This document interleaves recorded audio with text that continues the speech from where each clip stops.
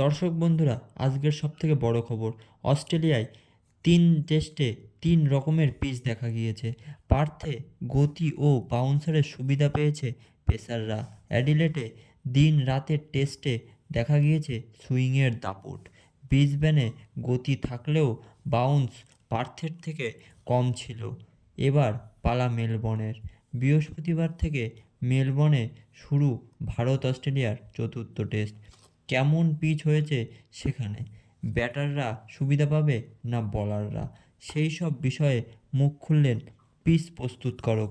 মেলবোর্নের pitch প্রস্তুতকারক mat peg জানিয়েছেন, গত 2-3 বছর ধরে সেখানে যেমন পিচে খেলা হচ্ছে তেমনটাই এই ম্যাচেও থাকবে।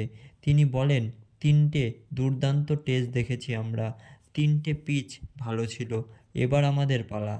আমরা নতুন কিছু করার চেষ্টা করিনি। গত কয়েক বছর এই ধরনের পিচেই খেলা হচ্ছে। মেলবোর্নের পিচ আগে পাটা ছিল, ফলে সেখানে বরাবরই ব্যাটারদের দাপট দেখা যেত। কিন্তু কয়েক বছর আগে তাতে বদল করা হয়েছে, সেই ব্যাখ্যাও দিয়েছে ম্যাট। তিনি বলেন, 7 বছর আগে আমরা বসে ঠিক করেছিলাম পিচ বদলাতে হবে, নাইলে ফলাফল পাওয়া যাবে না। এখন পিচে ঘাস অনেক বেশি রেখেছি। খেলার শুরুতে পেসাররা সুবিধা পায়, পরে বল পুরনো হলে স্পিনাররাও কিছুটা সুবিধা পায়, ফলে টেস্টের ফাইসালা হচ্ছে। গত 2-3 বছর ধরে এই ধরনের পিচে আমরা তৈরি করছি, এবারও তাই হবে। ম্যাটের কথা থেকে পরিষ্কার, মেলবোর্নের পিচে স্পিনাররা খুব বেশি সুবিধা পাবে না। এক স্পিনারের বেশি খেলানোর সম্ভাবনা দু দলের কারোরই নেই। তিনি বলেন, পিচে 6 মিলিমিটার ঘাস রয়েছে, পিচ খুব বেশি একটা ভাঙবে না। গত কয়েকটা টেস্ট দেখলে বোঝা যাবে স্পিনারদের থেকে পেসাররা অনেক বেশি সুবিধা পেয়েছে, সেটা এবারও একই রকম থাকবে। আমরা চাইছি ব্যাট ও বলের সমান লড়াই হোক, কেউ অতিরিক্ত সুবিধা না পাক। এতে যে দল ভালো খেলবে সেই দলই জিতবে।